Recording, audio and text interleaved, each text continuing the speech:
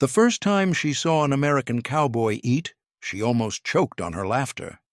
He tore a piece of steak with his teeth, wiped his mouth on his sleeve, and chased it down with a loud swig of black coffee, straight from the tin. Around her, other Japanese women exchanged glances and snorts of disbelief. This was the civilization that had defeated the emperor's army? These were the victors. Their table manners were non-existent. One even called a napkin useless decoration. But then came the next course. It was stew, slow-cooked, rich with fat, vegetables, and meat that melted in the mouth. One woman gagged from the smell, too greasy, too foreign, but another took a bite, then another. Silence fell over the table. The flavors were unlike anything they'd ever tasted, and with each bite, something far more dangerous began to spread. Doubt. Not about the food, about everything, because for the first time in months, they didn't feel like prisoners. They felt fed. The mess hall at the Texas ranch wasn't much to look at, wooden beams darkened by smoke, floors that creaked with every step, tin cups stacked like helmets along the counter. But to the group of newly arrived Japanese female POWs, it was something far more bizarre. A theater of barbarism disguised as breakfast. They stood in line, stiff-backed and silent, watching with veiled amusement as the American cowboys ahead of them shoveled food into their mouths with crude efficiency. One man tore a hunk of cornbread with his teeth, wiped his face with the back of his sleeve, and let out a loud grunt of satisfaction before gulping black coffee straight from the pot like a soldier downing engine oil. Another dropped a spoon, muttered something unintelligible, picked it up, and kept eating without pause. No etiquette, no ceremony. Just loud chewing, laughter, and the clatter of metal against metal. Several of the women exchanged glances. One raised her eyebrow, another hid a smirk behind her hand. To them, raised on rituals of precision and modesty, where meals were served with silence and consumed with reverence. This was chaos. One leaned toward her companion and whispered, "They eat like wild dogs." A few chuckled under their breath. The guards didn't seem to notice, or didn't care. The absurdity of it all shielded them from fear, if only briefly. If these men were truly savages, as they'd been told, then at least they were incompetent ones. Then came the stew. It was ladled into their bowls without comment, steaming and thick. A pungent blend of onions, beef, and something earthy they couldn't quite name. The first reaction was collective recoil, eyebrows tightening, noses wrinkling, hands hesitating just above the metal tray. One woman nudged the bowl forward with a frown, as if it might leap up and bite her.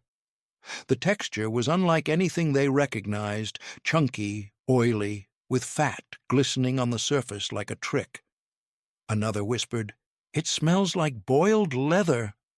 But even as they mocked it, the scent found its way into the air around them. Rich, hearty, alive, and most dangerous of all, familiar. They sat at long tables, arranged like soldiers, but too exhausted to pretend they were still an army. One of the younger women dipped a spoon into the stew, lifted it halfway, then stopped. Her hand trembled. She glanced around to see if anyone else had dared. A few had already taken tentative bites. None had dropped dead. The youngest among them, no older than 17, swallowed hard, then took her first spoonful. Her reaction was subtle but immediate. Her eyes flinched closed for a second, and her shoulders dropped like a held breath being released. She chewed slowly, her lips barely moving, her expression unreadable. Then she took another bite, and another. Soon others followed. One by one, the spoons rose. Some grimaced, some swallowed quickly, like taking medicine, but none stopped. The laughter faded. The mockery gave way to silence. thick and strange. Even those who refused to eat couldn't look away. The stew was not refined, it was not beautiful, but it was warm, substantial, real. What none of them could say, but all of them felt, was how violently their bodies responded. Hunger made traitors of them all. Their stomachs, tight for so long it hurt to expand, now gurgled with greedy desperation. And yet the stew did more than nourish. It unsettled, because every spoonful betrayed the idea that they were meant to suffer.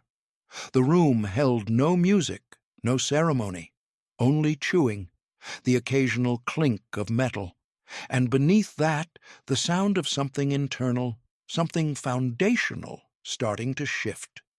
Some of the women stared at their bowls, spoon paused, as if searching for answers in the gravy. One wiped her mouth and whispered, "This is a trick." Another blinked back sudden tears and shook her head. What was this? Mercy? Mockery? A trap? Or was it unbearably kindness? No one knew, and that was the worst part. The stew had silenced them, not with fear, not with punishment, but with generosity they did not yet have the tools to understand.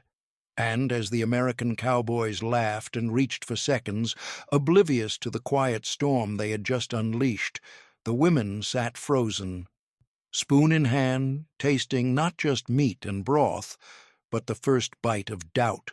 Before Texas, before the stew, before the laughter in a wooden hall full of dust and light, there had been only ash. Kiyomi had grown up on the outskirts of Nagoya, in a crooked little house with paper-thin walls that fluttered when the bomb sirens wailed.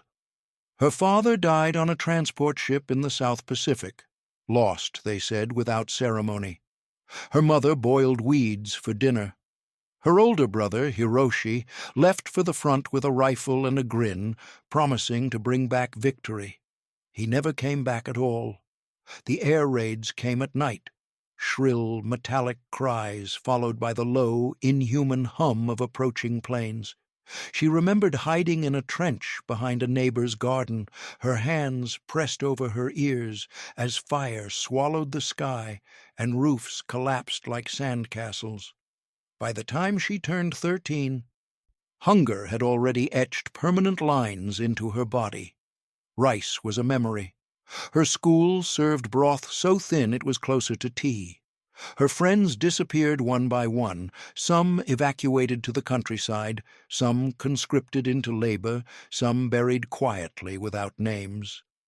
There was no time for grief, only endurance. The teachers no longer spoke of history or art.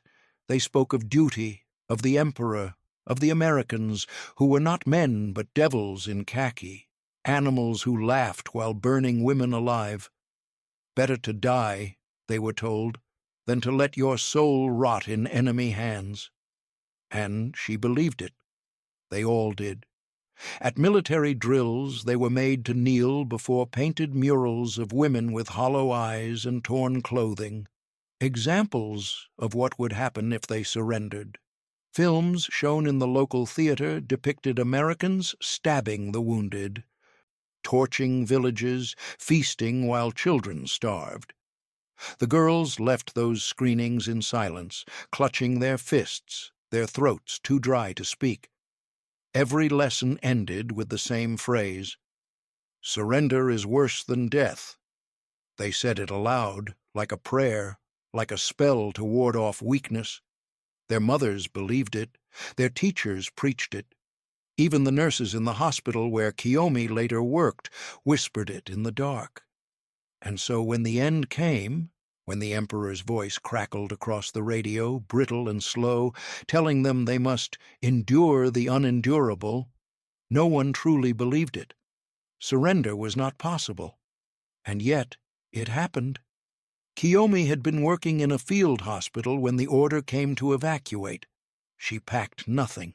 She simply followed the others into the morning haze, her hands still stained from cleaning wounds. They were herded onto trucks, then trains, then eventually to the coast, where American Marines with stern faces and unreadable eyes waited behind ropes. She had braced for the gunshot, for the strike to the skull, for the humiliation. Instead, she was handed a clipboard. The transport ship wasn't a dungeon. It had bunks, soap, trays of food she didn't understand. She didn't eat at first. None of them did. They watched the Americans from beneath their lashes, waiting for the cruelty to begin. It never came, and that was somehow worse. Each hour that passed without pain was another thread unraveling in their minds. When the ship docked in San Francisco and they were loaded onto trains bound for Texas, the fear didn't fade. It deepened. Something was wrong. This wasn't the nightmare they had been promised. This was something else. And that was the trap they feared most, the kindness they could not explain. The train shuddered to a halt beneath a sun so large and low it seemed to hang just above the earth. Dust curled through the air like breath from an old man's lungs, and the metal doors creaked open with a reluctant groan. The Japanese women blinked against the light. It wasn't the golden softness of spring in Nagoya. This was something harsher, flatter. A wind that tasted like iron and cattle and grass that had been stepped on for 100 years. A sign half buried in dust read something in English they could not understand. Beyond it, stretching into the horizon, were wooden fences, tall grass, and a handful of squat buildings that looked more like barns than barracks.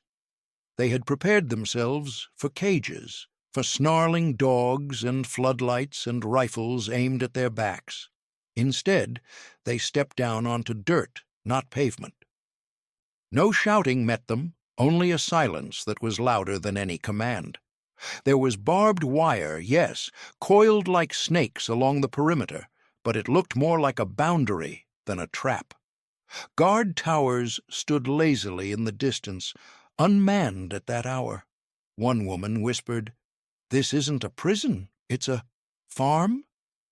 But even saying that word felt dangerous. Hope, after all, was the most treacherous of enemies. The guards were not like the ones they had pictured in nightmares. No helmets, no black boots. Instead, there were men in wide-brimmed hats and rolled-up sleeves, their faces browned from sun, their belts weighed down, not with pistols, but with rope and gloves. Some leaned against fences, chewing what looked like grass. Others swatted lazily at flies. A few had rifles slung over their shoulders, but not held in their hands. They looked like they had just come in from herding cattle, not managing prisoners of war. To the women, still stiff in formation, uniforms hanging like ghosts from their tired bodies, it was incomprehensible. One of the cowboys adjusted his hat and muttered something to another in slow English. They laughed, as if the arrival of their sworn enemies was a mild curiosity rather than an act of war. It felt offensive somehow, infuriating. One woman clenched her fists. Another turned her head so no one would see the anger in her eyes. This was not how prisoners were meant to be treated. Were they mocking them by not taking them seriously?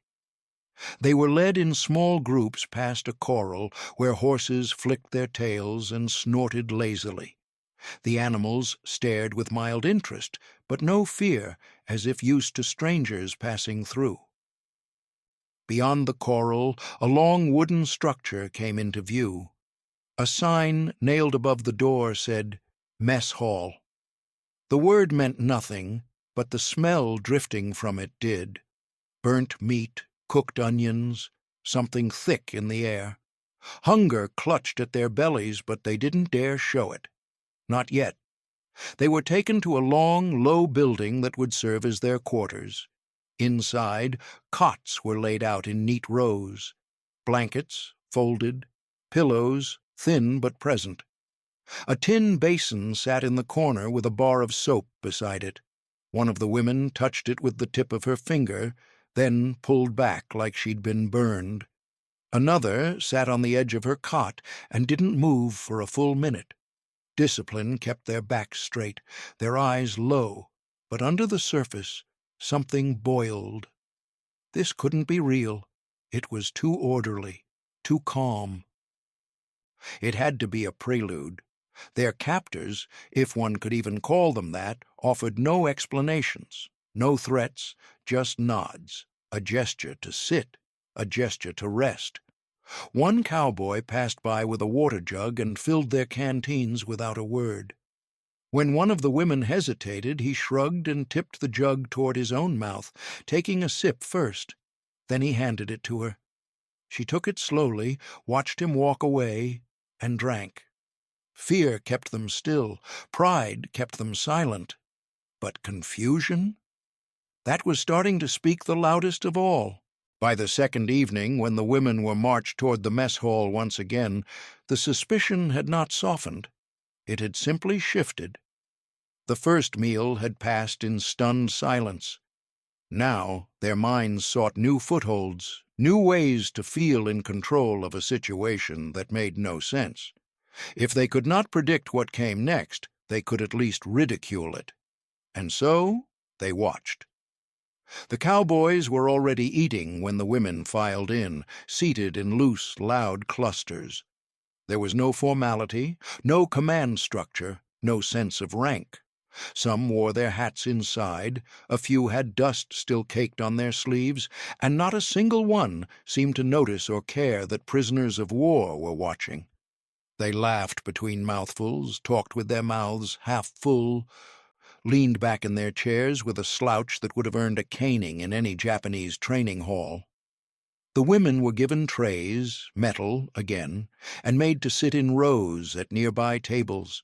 They kept their backs straight, their legs tucked neatly beneath them, their hands close, controlled, and yet, as they settled into their seats, the theater of American dining unfolded before them like an unintentional comedy. One cowboy dipped a roll directly into his stew and bit it with a loud crunch, sauce dripping down his chin. Another used the same fork to jab potatoes and scratch his cheek. Someone belched. Someone else dropped a spoon, caught it mid-air, and gave a little bow like a stage performer to a laughing friend. A snort escaped one of the women, then another. A whisper passed down the line like wind through wheat. "They eat like pigs." A soft chorus of giggles followed.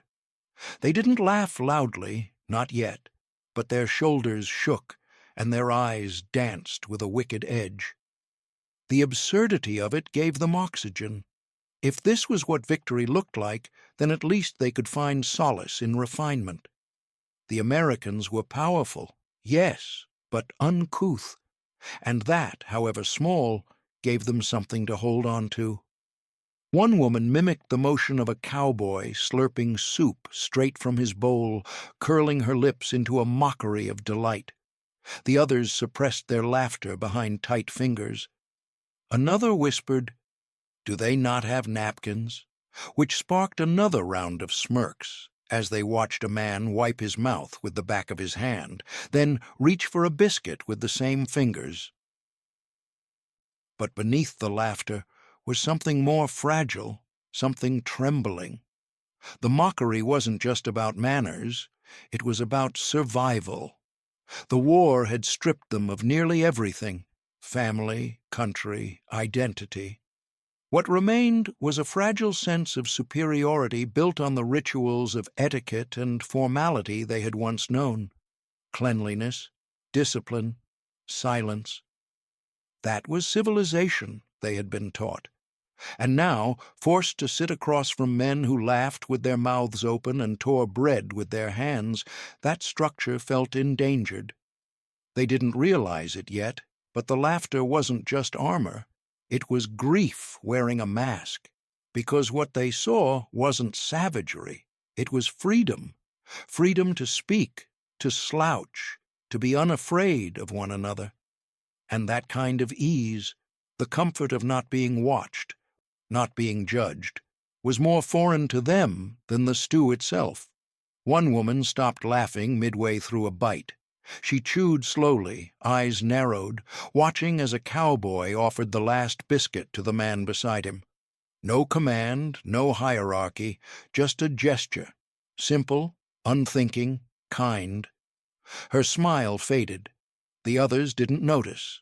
They were still whispering, still laughing, but cracks were forming, and somewhere deep beneath the noise another silence had begun, a quieter one, the kind that grows in the spaces between everything you thought you knew. It began at the far end of the table with a woman whose name the Americans hadn't yet learned. She had a face like a porcelain mask, impassive, elegant, unreachable. But when the stew touched her tongue, the mask didn't crack. It melted. Just a flicker, no more than the twitch of an eyelid, but it was enough. She paused, lowered her spoon, and stared down at her tray like it had just betrayed her. The others didn't notice right away. They were still whispering about cowboy table manners, still keeping their pride warm with quiet jabs. But slowly the sounds began to fade. One by one, spoons rose, not boldly but cautiously, as if testing for poison, and then taste. The fat clung to their lips, the salt stung their tongues.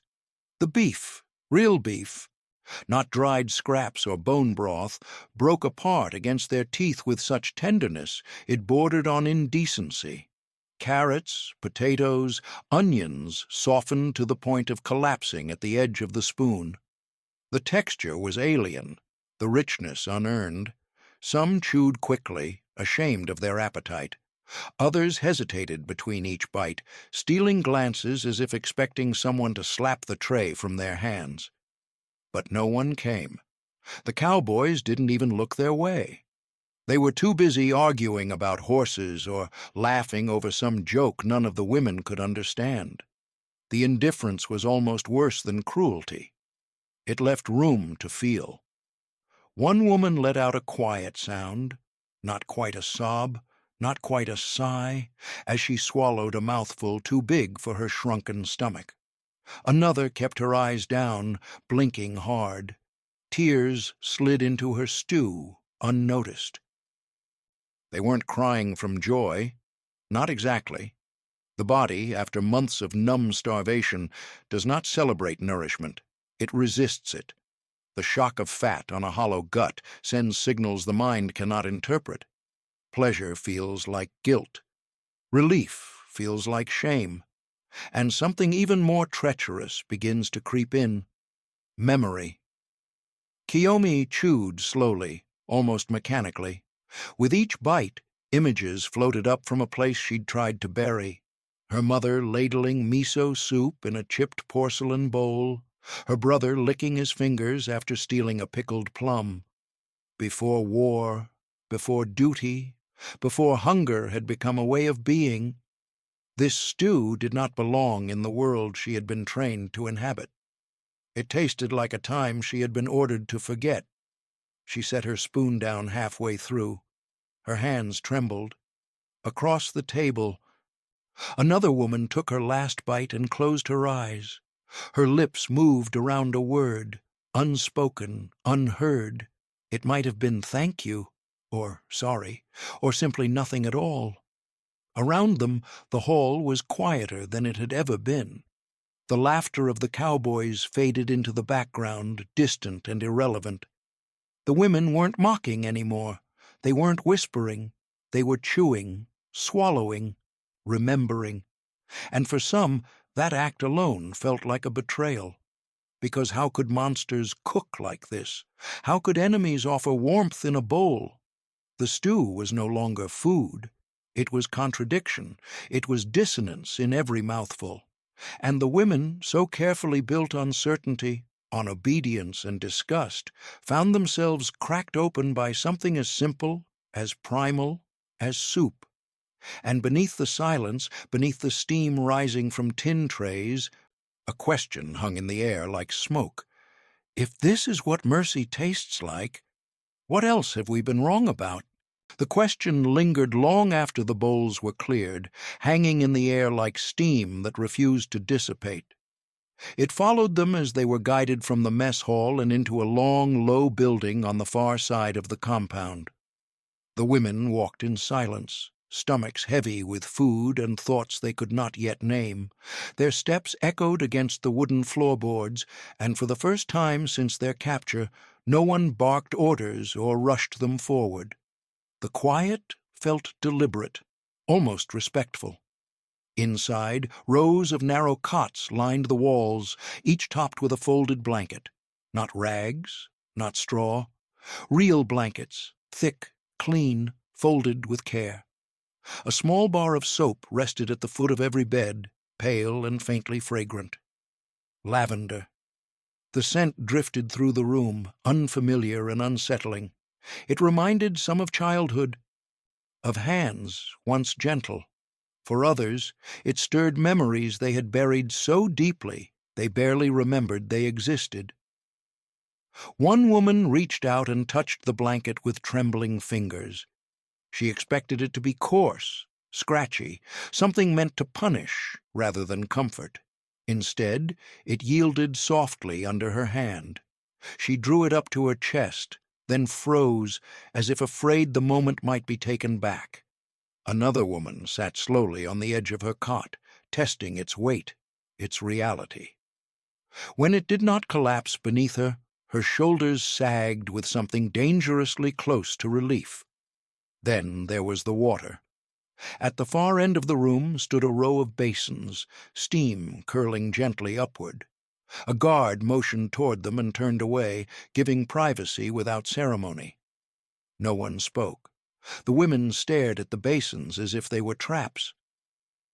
Then one stepped forward, removed her shoes, and dipped her fingers into the water. Her breath caught. It was warm, not tepid, not cold. Warm.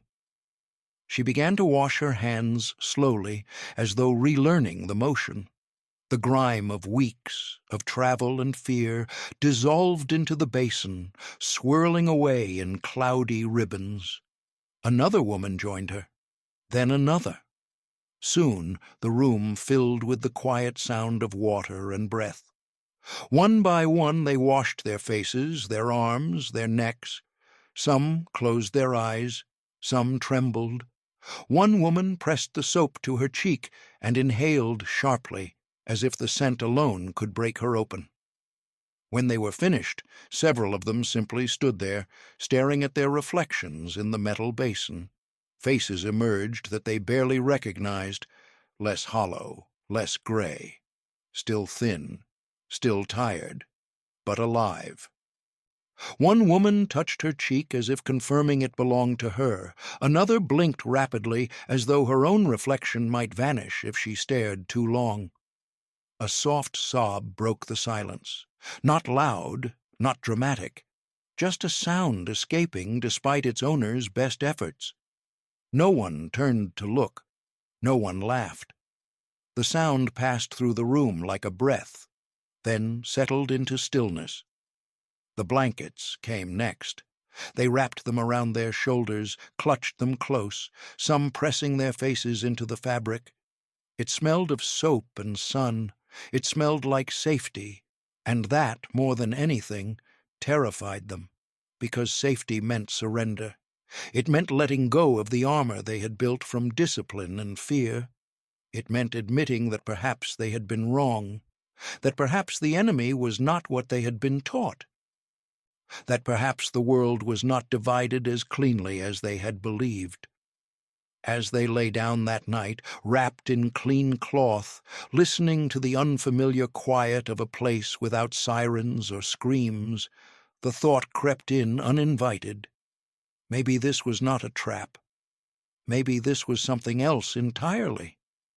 And for the first time since the war began, they slept, not because they were exhausted, but because they felt, for just a moment, safe.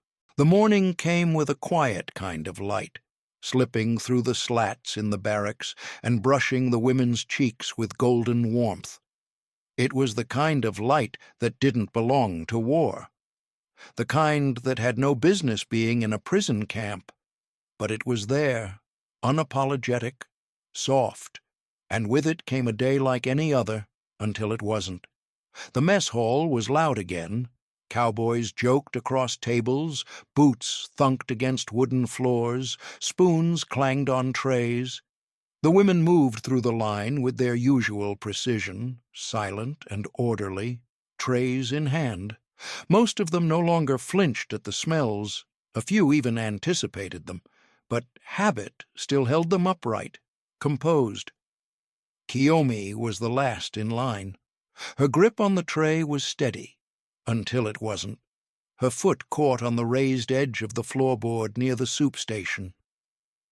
It was a tiny stumble, an accident so small it would have passed unnoticed in any other life. But the tray slipped from her hands, crashing to the floor with a violent clatter. Soup splashed across her legs. A spoon skidded across the wood. Silence rippled outward like a stone hitting still water. For a moment, no one moved. In Japan, this would have been shame, punishment, a mark against her discipline. She braced for the shout, for the order, for the judgment. It never came. A cowboy stepped forward, mid-30s, lean, his face weathered more by sun than anger. He didn't speak, didn't sigh. He just crouched down and began picking up the tray. He wiped the soup with a rag from his belt, set the spoon gently on the metal, then held the tray out to her with both hands. Kiyomi didn't move. He didn't repeat himself, didn't try to coax her. Just waited.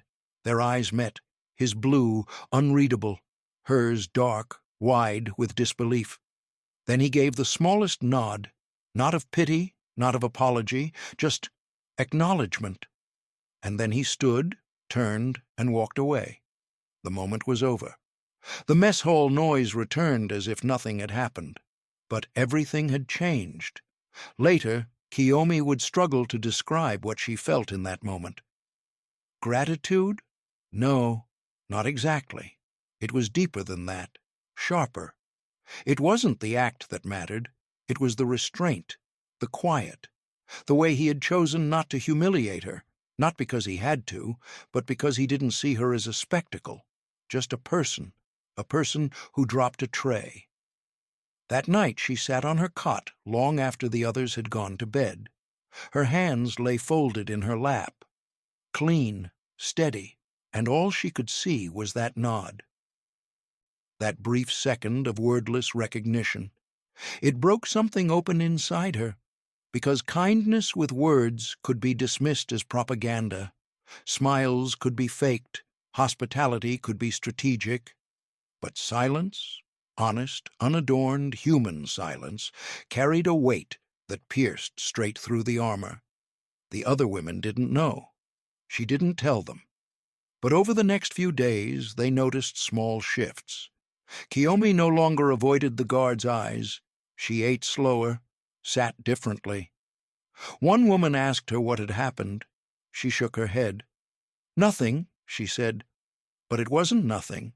It was a cowboy who said nothing, and in that nothing she had been seen, not as a prisoner, not as an enemy, but as someone who deserved to be helped without being made to pay for it. The changes didn't happen all at once. They came slowly, like drops of water eroding stone. A hand left at the side instead of clenched at the waist. A glance held 1 second longer than before. A silence that no longer felt like tension, but like space, room to breathe. It was a Sunday morning when the music began.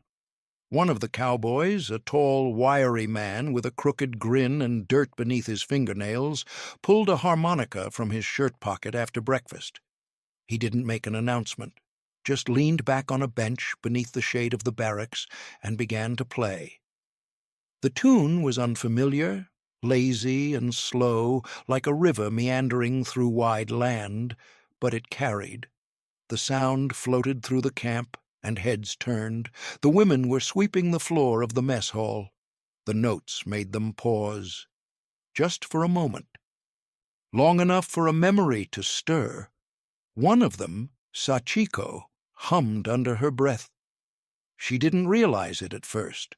Her lips were barely moving.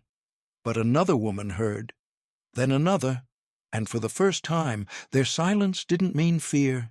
It meant music. Later that week, the same cowboy offered a deck of cards. He tapped his chest. "Poker," he said, then held up 5 fingers, then 2.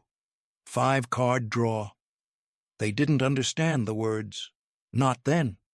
But they understood the rhythm, the playfulness, the invitation. At first they watched from a distance, heads tilted, wary. But curiosity is hard to contain once it takes root.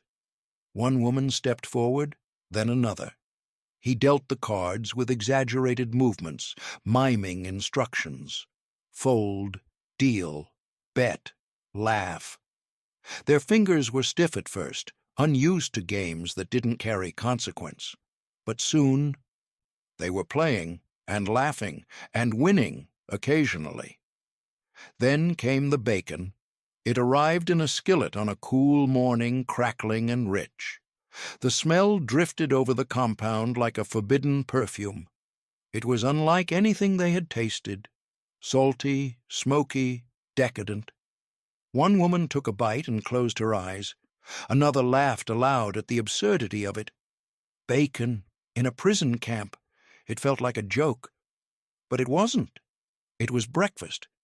And somehow, all of it started to feel like living. Words followed, first simple ones.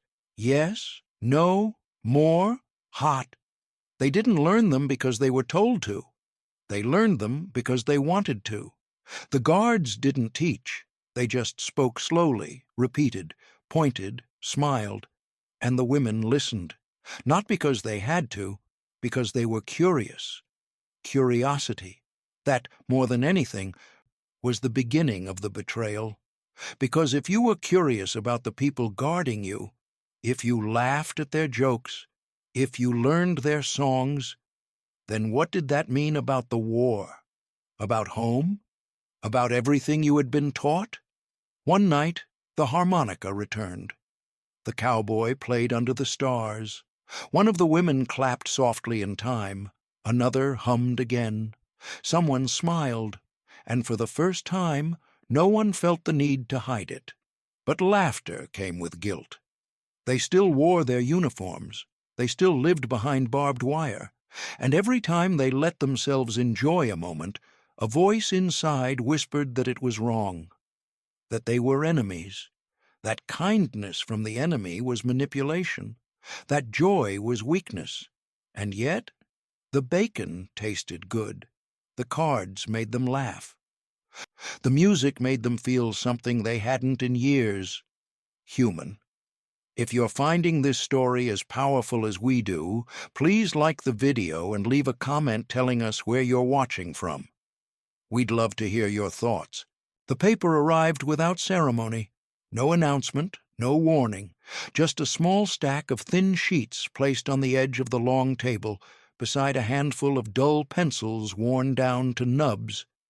The women stared at them as if they were contraband.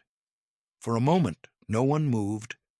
The room felt suddenly fragile, as though the slightest breath might shatter something unspoken. A guard cleared his throat and spoke slowly, carefully, in halting words they had begun to recognize. "You can write. Home." He tapped the paper. "Family." The word landed like a dropped plate. Write home. It took several seconds for the meaning to settle. For months, years, many of them had believed that writing was forbidden, that any message would be intercepted, twisted, used against them. They had been told that surrender meant erasure, that their names would be struck from memory. That silence was the final punishment.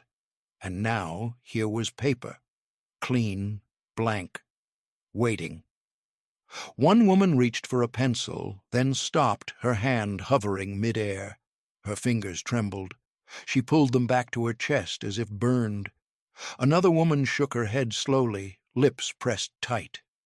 "It's a trick," someone whispered. "They want to see what we'll say." But no one stopped them. No one watched closely. The guards leaned against the far wall, talking among themselves. Kiyomi picked up a pencil. It felt heavier than she expected. Her hands hovered above the page for a long time. What could she possibly write?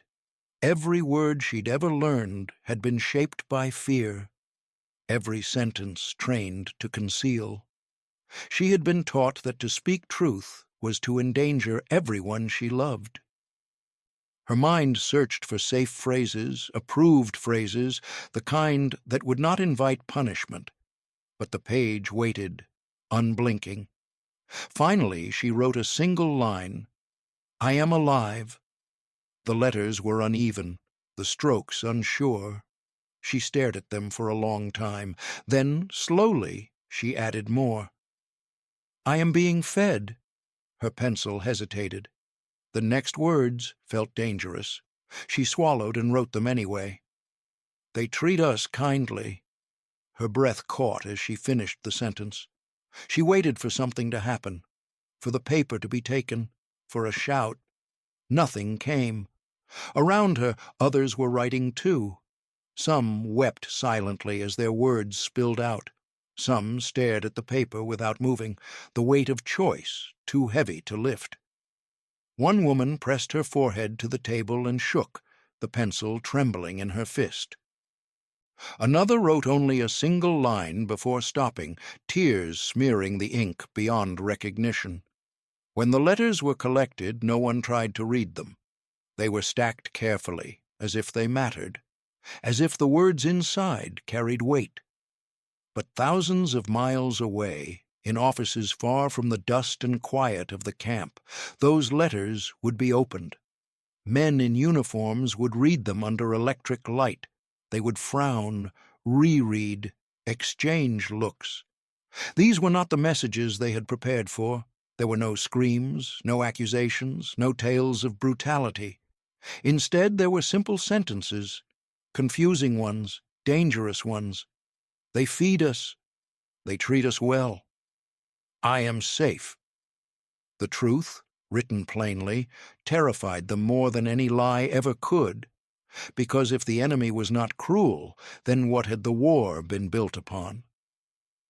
What did it mean if the people meant to be broken were being treated with dignity? What did that say about the stories that had held a nation together? Back in the camp, Kiyomi folded her letter carefully, pressing the creases flat. She did not know if it would ever reach its destination, but writing it had changed something inside her. It had taken shape in ink and paper, the realization that her voice still belonged to her.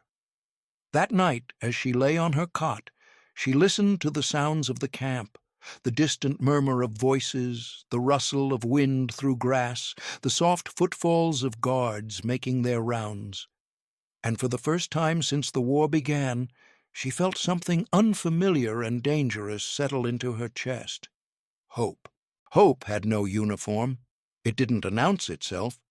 It crept in quietly, through steam rising from a bowl, through the weight of a wool blanket, through the way a cowboy passed a harmonica without asking anything in return.